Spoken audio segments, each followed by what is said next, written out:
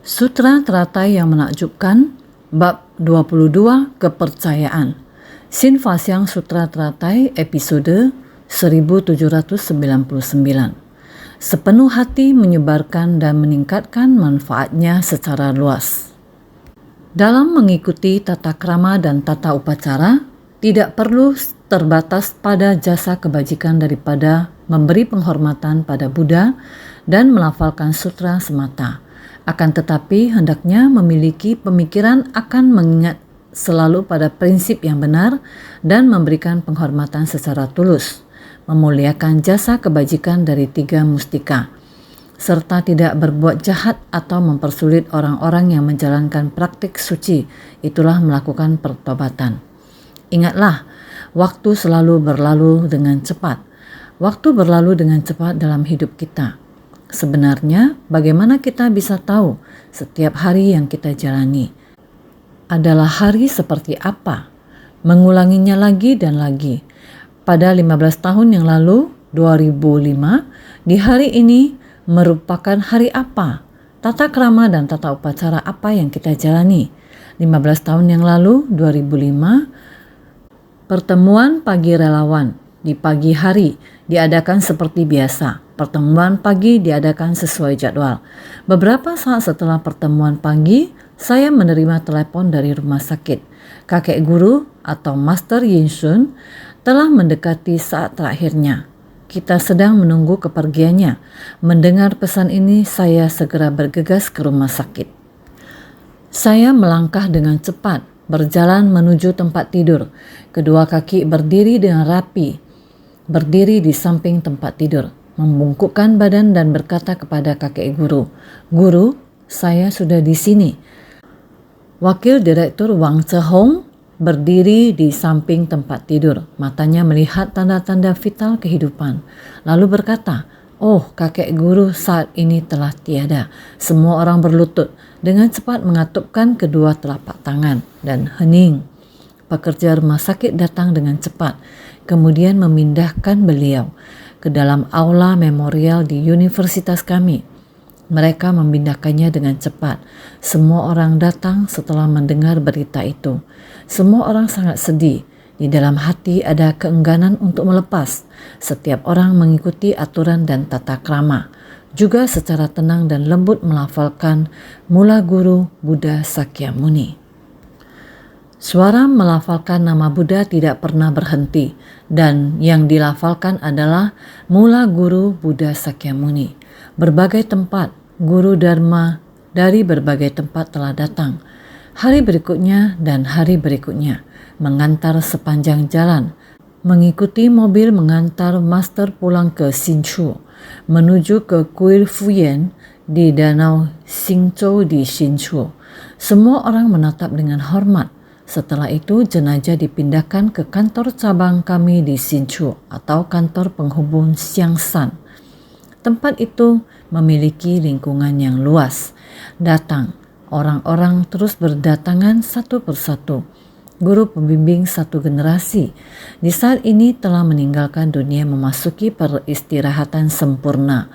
Berapa banyak orang yang datang silih berganti tanpa henti. Ini adalah kehidupan. 101 tahun, di sini sangat tentram, sangat penuh kasih sayang. Semua orang menunaikan laku bakti.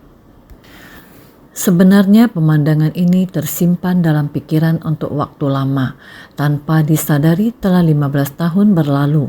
Ini adalah saya mengenang guru saya, memikirkan, terus memikirkan, sangat merindukan, sangat bersyukur. Pada tahun-tahun terakhir kakek guru bisa datang ke Hualien. Berkali-kali jika mendengar kakek guru mau datang, semua orang sangat gembira. Kakek guru mau datang, cepat bersihkan semua tempat. Sukacita sehari demi sehari semakin dekat, hendak menjemput kakek guru. Kakek guru sudah tiba. Setiap hari, sekelompok murid akan bergiliran untuk memberi penghormatan. Setiap hari juga bergiliran untuk menemani. Sebaliknya, saya tetap sama, yaitu sibuk dengan pekerjaan. Setiap hari tanpa waktu yang tetap. Jika ke atas, pergi ke lantai atas. "Guru, maaf hari ini saya sangat sibuk." Kemudian akan menceritakan kepadanya kejadian hari ini. Masih tetap tertawa. Kamu kerjakan apa yang perlu kamu kerjakan. Jika menceritakan kepadanya tentang tempat mana, ada kesulitan apa, kami harus bagaimana persiapkan untuk menolong orang. Komite dan barisan Ceceng sudah pulang. Siap-siap memohon izin untuk pergi, hendak ke negara mana untuk memberikan bantuan bencana. Beliau akan mengucapkan satu kata, kamu sudah kerja keras. Benar, sibuk sudah kerja keras. Memang kerja keras, tetapi jawaban saya adalah, insan suci tidak mengatakan sudah kerja keras. Mereka selalu mengatakan ini adalah berkah.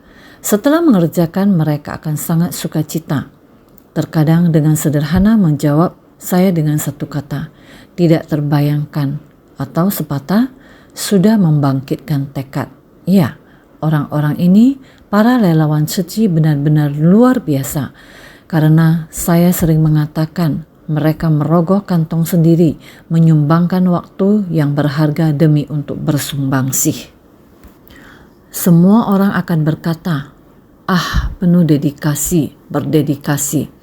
Ya, rela bersumbangsih dengan cinta kasih agung, memberi tanpa mengharapkan imbalan apapun, dan selalu mengucapkan kanen. Sungguh luar biasa. Mereka, para relawan suci, ini adalah guru dalam hidupku yang saya temui pada kehidupan ini.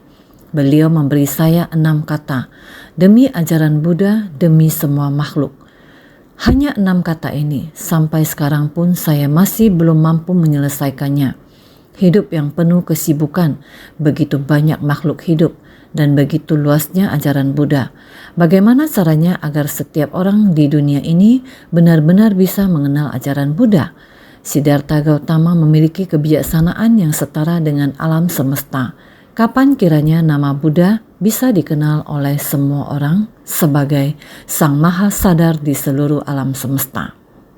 Kapan orang bisa memahami bahwa Buddha adalah sebutan bagi seseorang yang telah sadar akan kebenaran sejati alam semesta? Kita harus membuat semua orang mengerti bahwa Buddha bukanlah hanya patung di dalam kuil atau di altar besar tempat orang datang untuk menyembah dan memohon. Bukan seperti itu. Buddha adalah lambang kebijaksanaan, melambangkan kebijaksanaan yang mencakup segala dharma di alam semesta. Dari penghayatan oleh seorang yang maha sadar, kemudian mengumumkannya kepada semua orang di dunia bahwa hidup ini penuh dengan penderitaan. Beliau mengajarkan 4 kebenaran mulia, 12 nidana, 6 paramita dan segala prakteknya. Penjelasan dari 4 kebenaran mulia mengenal lahir, usia tua, sakit, mati, penderitaan dan kekosongan, ketidakkekalan, tiada keakuan. Berbagai macam metode pengajaran di dunia ini disampaikan langsung dari mulut Sang Buddha. Namun, kapan dunia akan benar-benar memandang, menghayati dan mengakui Dharma Buddha? Ini membutuhkan orang-orang yang bijaksana seperti Maha Guru Yin Sun. Sejak muda beliau sudah mencari Dharma Buddha dan telah menempuh jalan yang panjang. Cina sangat luas. Setelah belajar secara singkat di Akademi Buddhis, beliau sudah menjadi guru dan mengajar orang lain. Beliau adalah sosok yang mudah didekati oleh semua orang. Dengan sendirinya, beliau disebut sebagai Maha Guru yang memiliki murid-murid tersebar di seluruh dunia. Saya sendiri juga merasa diberkahi karena meskipun saya tidak memiliki jalinan jodoh untuk tinggal bersama guru saya dalam waktu yang lama, pada dasarnya tidak ada sebab dan kondisi yang mendukung. Sampai akhirnya, karena banyaknya sebab dan kondisi yang mendukung, saya sangat bersyukur. Di masa tuanya, Maha Guru Yin Sun mulai lebih sering datang dan tinggal lebih lama, beberapa hari demi beberapa hari, dan pada akhirnya beliau menetap di Hualien. Saya sangat bersyukur akan hal ini. Juga sangat bersyukur kepada generasi berikutnya. Cucu murid bisa menggantikan saya. Pagi-pagi, malam hari, ada saja bergantian pergi berbicara dengan kakek guru, pergi mendekatinya, mendengar cerita kisah masa lalu dari kakek guru. Di sisi lain, saya juga tidak tahu, di sisi lain kepada cucu murid. bisa berbicara dengan mereka menggunakan dialek kampung dan bercerita tentang kisah lama.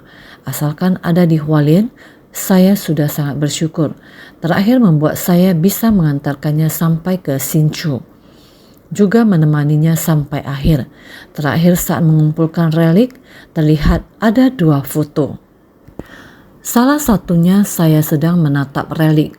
Satu lainnya tangan saya bersikap anjali sedang merenungkan guruku. Kehidupannya yang berumur lebih dari seabad sudah berlalu, tepatnya berumur 101 tahun. Di Hualien, relik ini keluar. Bisa demikian dekat melihatnya, adalah guru saya sudah berubah menjadi abu tulang putih. Ini adalah guru saya, adalah demikian. Kehidupan manusia adalah demikian sudah berlalu, tetapi jalinan jodoh adalah abadi. Meskipun di antara kami tidak banyak kisah yang bisa diceritakan, namun itu adalah jalinan jodoh. Demi ajaran Buddha, demi semua makhluk.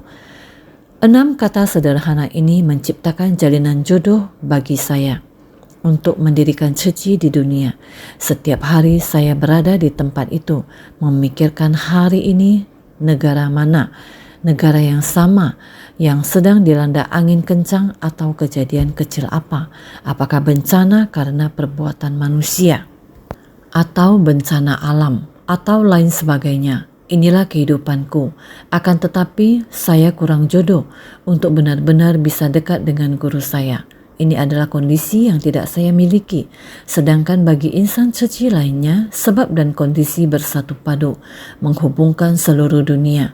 Dan dengan menghubungkannya bersama, mereka dapat menggunakan potensi mereka. Setiap kali saya menerima berita tentang keadaan sebuah negara, yang ada di pikiran saya hanyalah, apakah ada orang suci di tempat itu? Jika tidak ada orang suci, negara manakah yang paling dekat dengan negara ini? Dalam sekejap saya mulai berpikir, negara mana atau tempat terdekat mana yang ada orang suci untuk memberikan sumbangsi. Ini karena adanya sebab dan kondisi. Dimulai dari titik ini, selapis demi selapis dikembangkan lebih lanjut. Suci berkontribusi bagi dunia. Jadi, jodohnya suci berawal dari kata demi ajaran Buddha, demi semua makhluk. Benar-benar hubungan antar guru dan murid. Dengan setetes dharma dapat membasahinya yang dapat berlanjut sampai sekarang. Kita tidak perlu selalu berada di sisi satu sama lain. Saya tidak dapat selalu berdampingan, namun kita punya jalinan jodoh. Saya sering mengatakan kita harus menghargai jalinan jodoh kita. Menghargai jalinan jodoh kita itulah hal abadi yang sesungguhnya. Jadi dikatakan, dalam mengikuti tata krama dan tata upacara tidak perlu terbatas pada jasa kebajikan daripada pemberian penghormatan pada Buddha dan melafalkan sutra semata. Akan tetapi hendaknya memiliki pemikiran akan mengingat selalu pada prinsip yang benar dan memberikan penghormatan secara tulus. Kita harus selalu menjunjung pikiran penuh hormat. Memuliakan jasa kebajikan dari 3 mustika, serta tidak berbuat jahat atau mempersulit orang-orang yang menjalankan praktek suci. Kita harus bersikap hormat pada 3 mustika. Harus dari lubuk hati terdalam. Tidak hanya berkata, saya duduk di sini untuk berlatih praktek murni. Kita harus masuk ke tengah orang banyak untuk mempraktekkan secara presisi semangat dari 3 mustika. 3 mustika adalah mustika Buddha, mustika Dharma, mustika Sangha. Bagian dari intisari yang presisi adalah semangat dan filosofi, adalah mengajarkan ajaran bodhisattva, masuk ke tengah orang banyak dan membimbing para makhluk. Ini adalah praktek keluar. Ini merupakan praktek keluar dari prinsip murni Dharma Buddha. Ke dalam batin tidak tersemar, sementara untuk praktek keluar kita masuk ke tengah orang banyak. Kita perlu bersungguh-sungguh dalam praktek kita.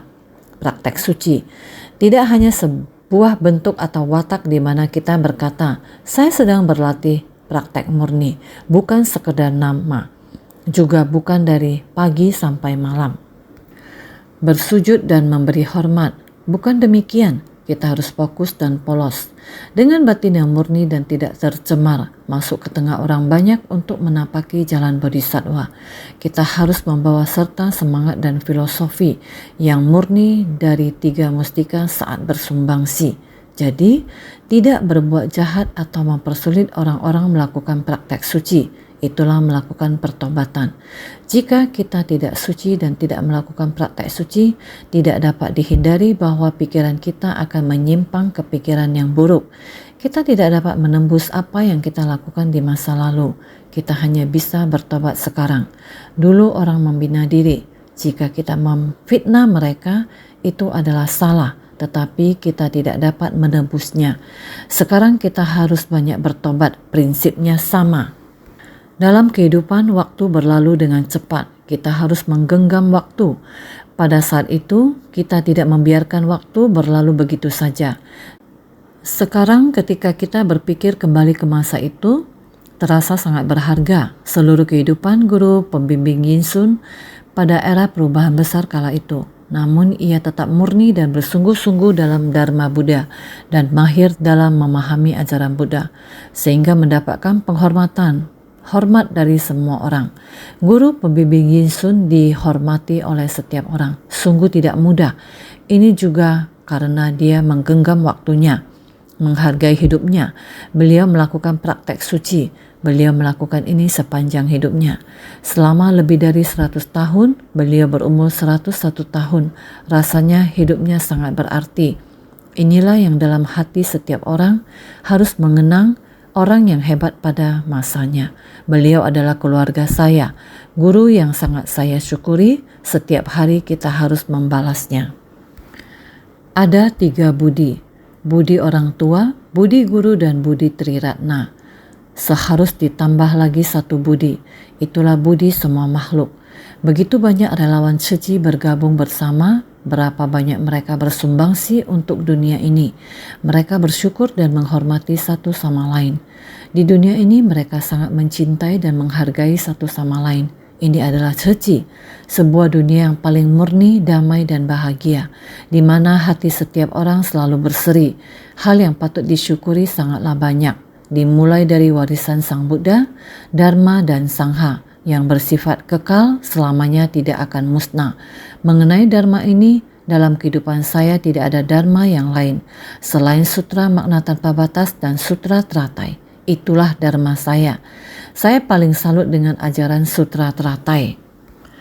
Saya tidak melakukan penelitian apa-apa, hanya membentangkan dan menjalankan, mempraktekkan semua kata-kata dari sutra. Menjalankan dengan cinta kasih. Segala yang saya lakukan adalah membentangkan ajaran Bodhisattva. Kemari, semua masuk ke jalan Bodhisattva. Semua kata dan kalimat adalah untuk memberi manfaat kepada orang banyak. Inilah ajaran Sutra Teratai. Ini juga jalan kebenaran yang dituju oleh insan suci. Sehubungan dengan orang dan permasalahan, di tengah-tengah orang dan masalah, batin tetap mengarahkan pada jalan kebenaran dan mempraktekkannya dengan cara demikian. Inilah ajaran Buddha dari Sang Maha Sadar. Buddha Sakyamuni setelah mencapai pencerahan, bahkan jalan yang ditempuh guru pembimbing kita, Master Yin Sun. Apa yang dipelajari dan ingin dikatakan kepada kita semua?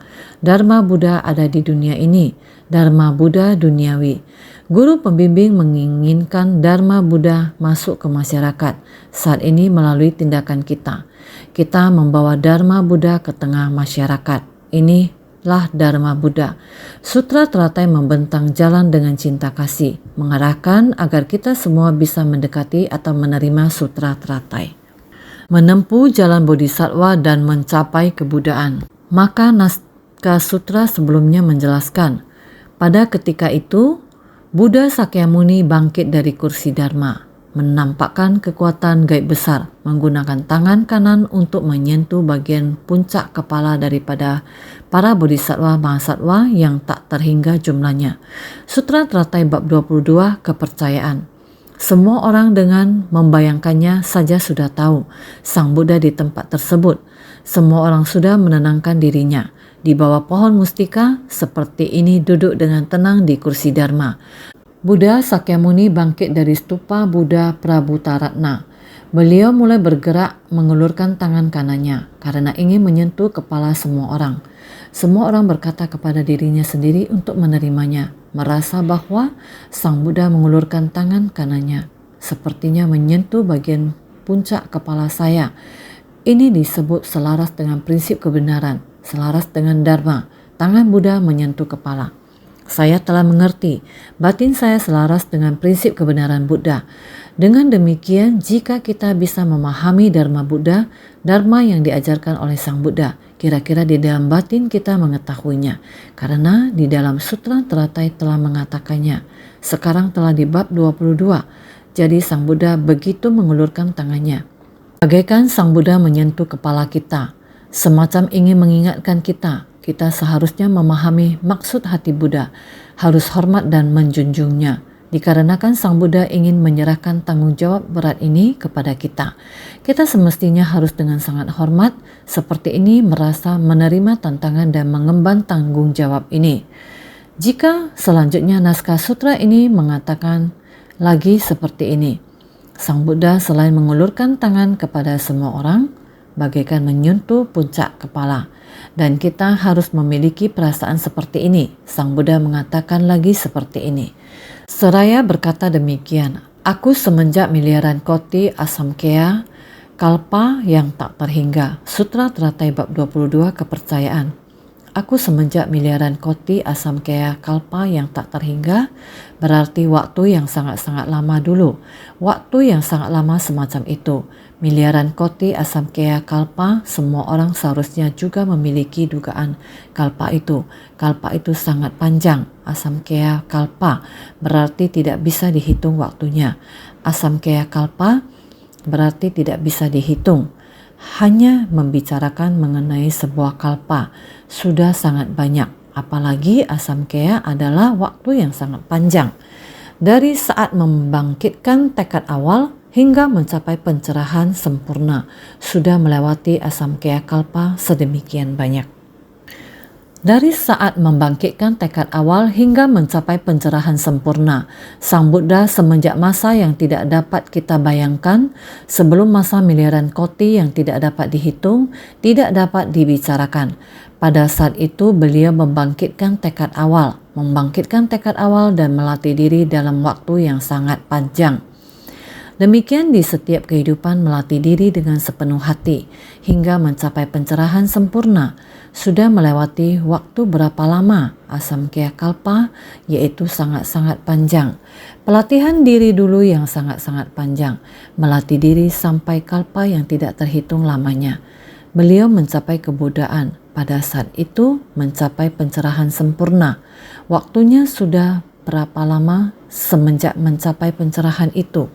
Juga sama sudah sangat-sangat lama. Apakah kita masih ingat bodhisattva yang bermunculan dari bumi? Ini semua datang dari mana?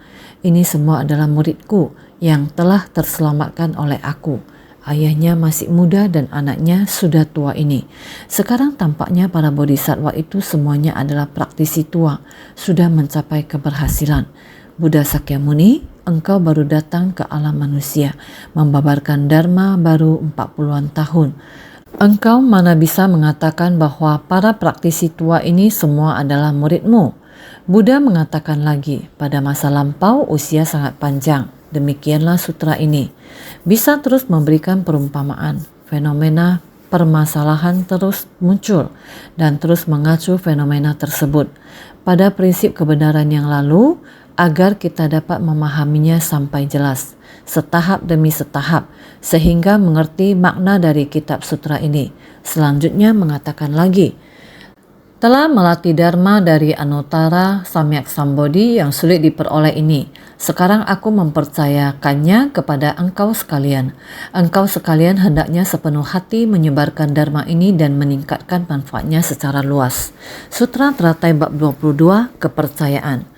Semenjak Sang Buddha membangkitkan tekad untuk membina diri sampai mencapai pencerahan sempurna, waktu yang dilalui sudah sangat lama. Terus sampai sekarang, naskah sutra bagian ini kembali mengatakan, telah melatih dharma dari Anuttara Samyak Sambodhi yang sulit diperoleh. Ini menjelaskan tentang pencapaian masa lalu, yaitu masa lalu dari masa lalu, pembinaan diri dari masa lalunya masa lalu, dan pencapaiannya hingga sekarang. Dahulu kala sudah berhasil mendapat pencapaian terus sampai sekarang dan menampakkan diri atau kebudayaan di dunia, maka sekarang aku mempercayakannya datang ke dunia pada kehidupan ini, mewujudkan pengajaran Sutra Teratai, membabarkan kepada kita semua. Semua orang pada ketika ini harus bersungguh-sungguh mengingat Sutra Teratai ini. Kelak harus mempraktekkan ajaran Bodhisattva di dunia, harus dipergunakan di dunia. Dunia membutuhkan jalan Bodhisattva, mempraktekkannya di dunia, masuk ke tengah orang banyak. Itulah saat yang paling dibutuhkan. Maka sekarang dengan sungguh hati mempercayakan kepada kita semua. Maka sekarang aku mempercayakannya kepada engkau sekalian. Sekarang aku menyerahkan kepada kalian. Mohon kesediaan kalian. Maka engkau sekalian hendaknya sepenuh hati menyebarkan dharma ini dan meningkatkan manfaatnya secara luas. Semua orang hendaknya membangkitkan bertekad untuk memikul semangat dan filosofi dari sutra ini. Harus bertekad untuk menyebarkan semangat dari sutra ini, maka meningkatkan manfaatnya secara luas agar memberi manfaat bagi dunia. Maka setelah membina diri telah melatih dharma, Sang Buddha telah melatih dharma dari Anuttara Samyak Sambodhi yang sulit diperoleh. Ini telah melalui pembinaan diri yang sangat lama sehingga dapat mengumpulkan intisari demikian.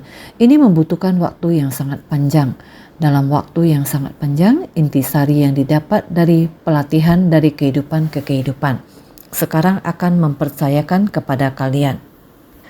Inilah yang disebut dengan intisari dharma. Sekarang saya sedang berbicara.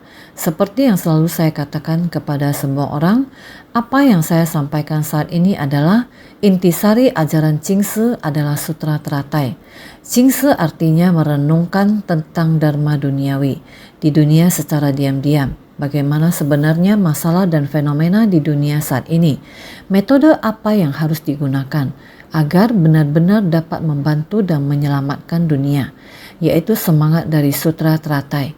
Karena yang paling selaras dengan prinsip kebenaran dan cocok bagi semua makhluk. Oleh karena itu dipadukan, prinsip kebenarannya adalah sama. Telah melatih dharma dari Anuttara Samyak Sambodhi yang sulit diperoleh ini.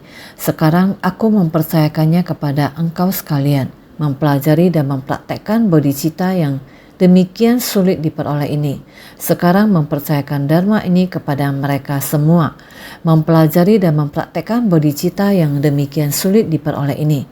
Sekarang mempercayakan dharma ini kepada mereka semua.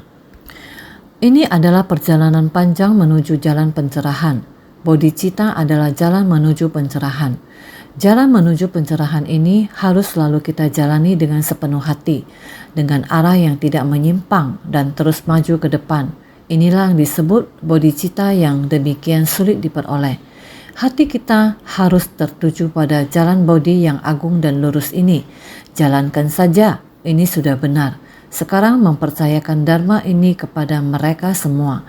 Semua ini sudah disampaikan kepada kalian. Arahnya sudah benar. Jalannya sudah diratakan, jalan kebenaran terbuka lebar. Sekarang dipercayakan kepada kalian semua, dan kalian semua harus memikul tanggung jawab ini dengan sepenuh hati. Sulit diperoleh berkenaan dengan pembinaan diri adalah menjalankan pembinaan diri selama 3 asamkaya kalpa dan menyelaraskan batin selama ratusan kalpa. Berkenaan dengan penyelapan adalah 5 kediaman dari kerisauan telah terkikis habis dan 2 jenis kematian telah dilenyapkan selamanya. Sulit diperoleh jika dilihat dari sisi pelatihan diri. Itu berarti menjalankan pembinaan diri selama 3 asamkaya kalpa. 3 asamkaya kalpa. 3 asamkaya kalpa adalah waktu yang sangat panjang.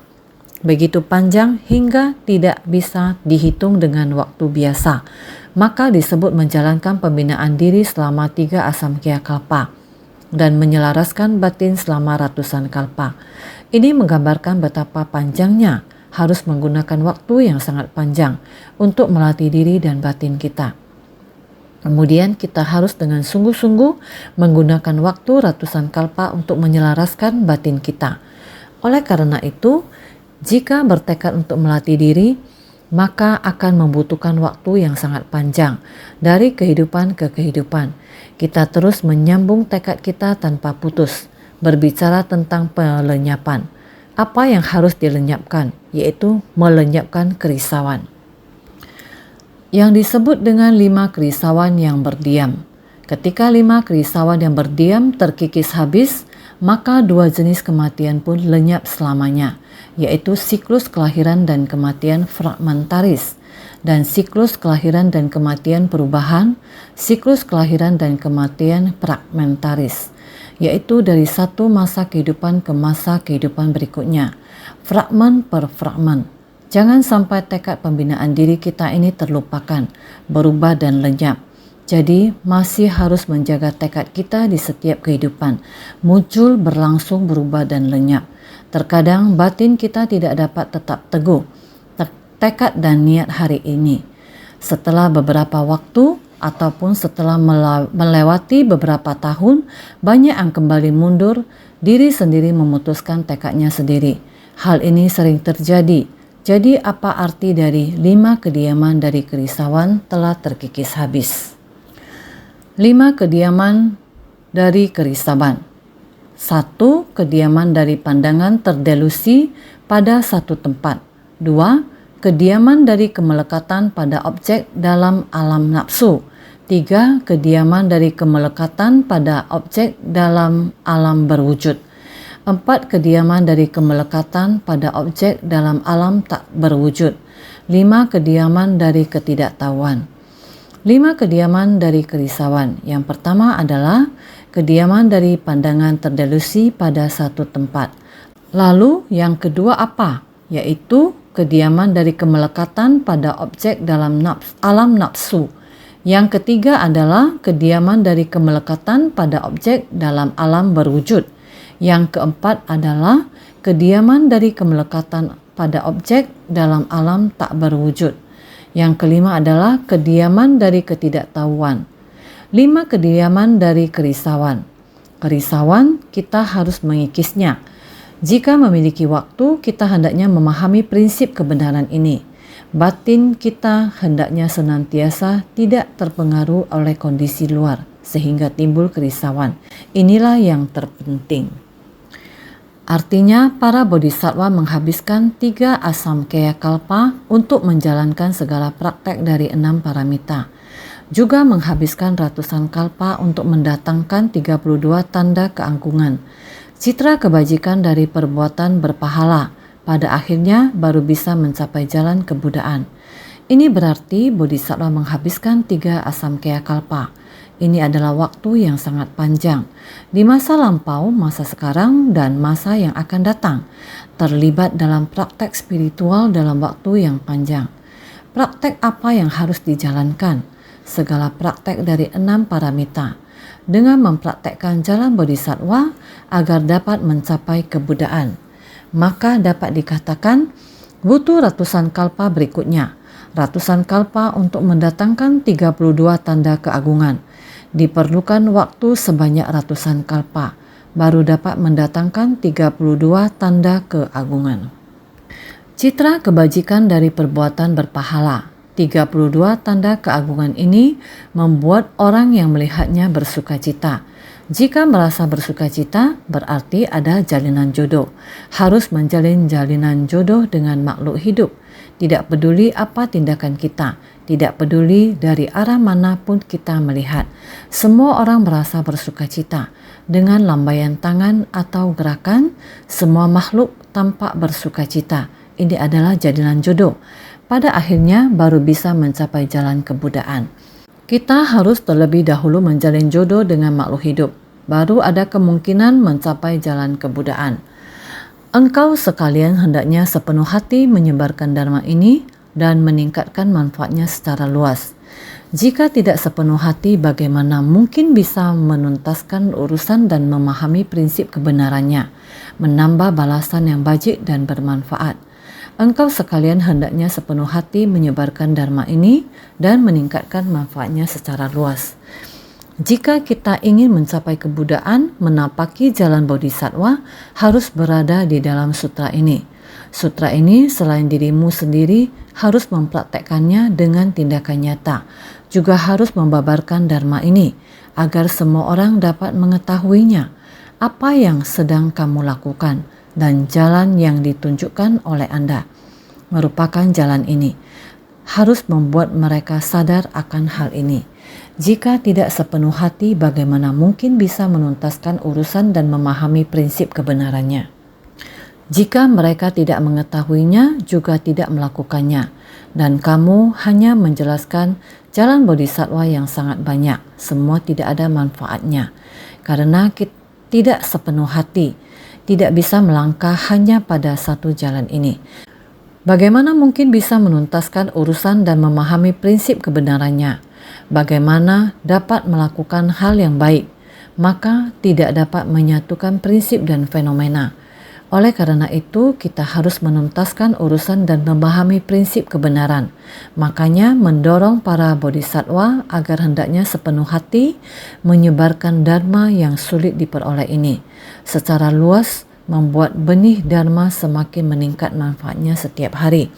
Mendorong semua orang agar mempraktekkannya dengan tindakan nyata dan membabarkannya kepada orang lain. Secara luas, membuat benih dharma semakin meningkat manfaatnya setiap hari, agar semua orang merasa sukacita di jalan ini, bahkan turut mempraktekkannya secara langsung setelah melakukannya. Sukacita dharma akan memenuhi hati mereka. Inilah cara agar ajaran ini dapat diwariskan dan tersebar. Maka dari itu, sepenuh hati menyebarkan, artinya berikrar akan fokus menyebar luaskannya. Kita harus bertekad dan berikrar untuk sepenuh hati mengabdikan diri pada penyebaran sutra ini. Maka sepenuh hati menyebarkan artinya berikrar akan fokus menyebar luaskannya, meningkatkan manfaatnya secara luas. Artinya memungkinkan para makhluk untuk mendengarkan dharma ini dan menambahkan manfaat dharma pada mereka. Begitu mendengarkan dharma ini, mereka dapat membangkitkan bodhicitta, memasuki pengetahuan dan pandangan Buddha. Ketika mendengarkan dharma ini secara alami, dia akan membangkitkan bodhicitta, memasuki pengetahuan dan pandangan Buddha. Sang Buddha datang ke dunia untuk satu tujuan besar, yakni mengajarkan ajaran bodhisattva, membuka dan menunjukkan agar para makhluk tercerahkan, serta memasuki pengetahuan dan pandangan Buddha. Yang paling penting adalah setiap orang harus memasuki pengetahuan dan pandangan Buddha. Ini merupakan tujuan utama Buddha. Kita harus mengetahui bagaimana Sang Buddha datang, apa yang beliau hayati ketika mencapai kebudaan. Inilah yang paling penting, sehingga kita harus bersungguh hati. Jika kita memiliki kesan batin, maka harus disebarluaskan. Menyebarkan dan meningkatkan manfaat, artinya meneruskan dharma menakjubkan ini kepada generasi selanjutnya.